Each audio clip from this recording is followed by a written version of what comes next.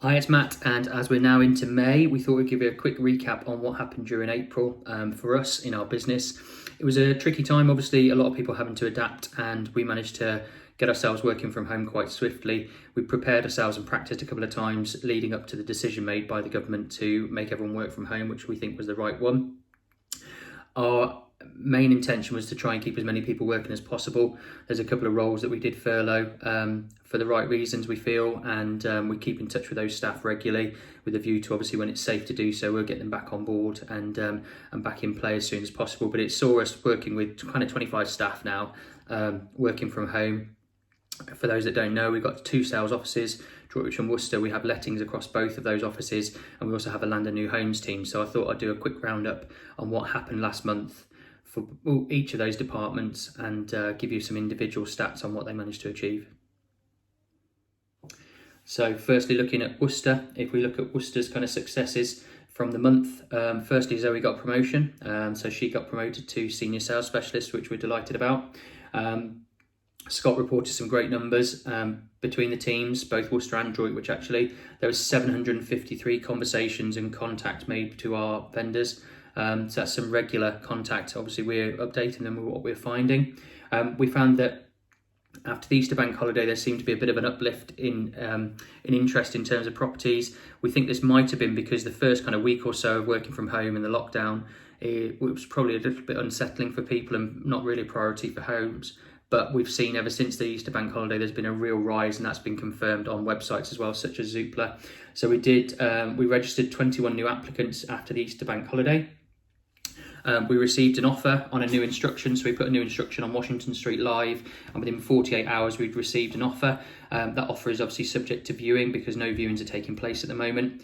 We had a property that had to come back to the market as the buyer wanted to reduce their offer. The vendor put the property back on the market with us, and we actually resold that property to someone that had viewed it before for £18,000 higher than the renegotiation had been made. So that's a real positive sign there. We've been doing interest registers. So whilst it's not safe to do viewings, we've been building up interest registers for each of our properties, existing properties and also some of the new properties as well.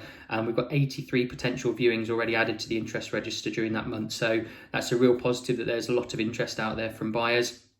In terms of what we put on, it's a fraction of what we'd normally do. We put on 6 new listings, but we've got commitment that there's another 11 on their way. So if you are thinking of buying a property, I'd get in touch with our team because some of the stuff that we've got coming live isn't on the market yet, and we can tell you all about it. We can obviously register your details and let you know. If you've also got a property to sell, then we're geared up to be able to put you on the internet as well.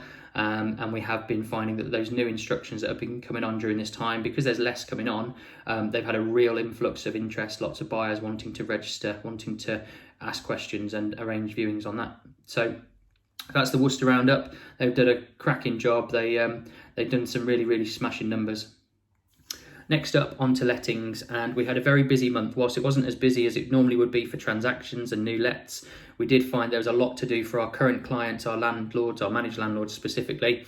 We had to very quickly get rent guarantee insurance in place for our managed landlords, and we achieved this on a huge proportion of them actually. The situation came about really quickly, and whilst we started to contact the rent guarantee providers, the rent guarantee insurance providers, we found very quickly they were starting to pull the product. So Sarah found one provider that had a brilliant facility, very, very low exclusions as well, and it was a great situation for our landlords. So we managed to get signed up to that, and we got 99 of our landlords' properties covered by rent guarantee insurance, which is superb.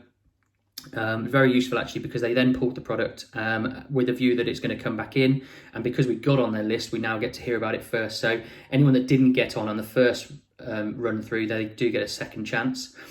We also carried out a landlord Zoom forum, which happened last week, so in the last week of April, which was really useful, and it was attended by myself, Sarah and Sam from our lettings team. We also had Doug Marshall, property tax people, and Dan Moore from MAB. And it's a really useful way of speaking to all of our landlords in one go, covering off any of their questions and letting them know what we're expecting from the market and what we expect to come as well. They also had the benefit of some tax experts, advice from Doug, and also some great ideas from Dan Moore at MAB on how Nick and Joe, our mortgage advisors, can assist with their finances. We have last month we have restructured the department. So Sarah Jenkins is the lettings manager. Samantha Green is our assistant lettings manager, and they're both supported by Yuri, our lettings specialist. We also had a situation where we let a property very quickly. It became apparent to me because someone contacted me personally via social media that their daughter needed to move, and they needed to move whilst the restrictions were in place and the lockdown was imposed. Very simple for us. We got the keys, or I got the keys. The property is only a few roads away from where I live personally, so I was able to carry out a WhatsApp video tour with her. After the video tour, she expressed an interest. We put her in touch with Sam and Sarah, who then progressed her application, and they did the credit and referencing.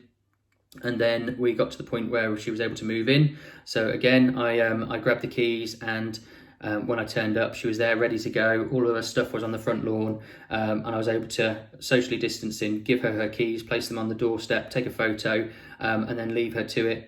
It was a lovely situation. Took us a week and a half to 2 weeks to get this all sorted, and now she's very happy in her new property. A really nice feeling for us. We got thank you cards, we got chocolates, so yeah, delighted with that. So for our landlords, obviously that's a benefit, that rather than us closing up and furloughing all the staff, as some have had to do, we were able to still find a tenant for his property during this period that we're working in. So lettings have had a fantastic time. They're obviously very keen to talk to more landlords. If you have found that you're in need of some advice, then I would seriously recommend you speak to Sarah and Sam. They're available to speak to on 01905 675 999.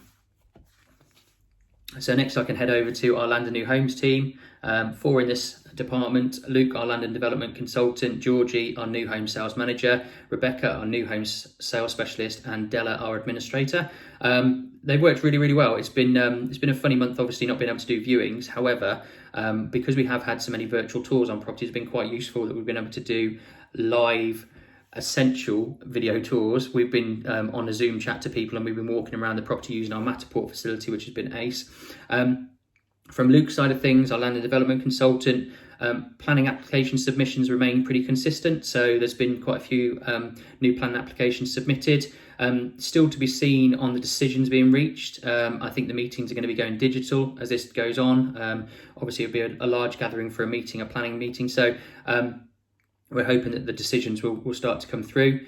Luke's tied up an option agreement on land that could deliver 35 properties in the future, with potentially more down the line as well. So really positive month for that. He's received 6 offers on 3 different land parcels that we have.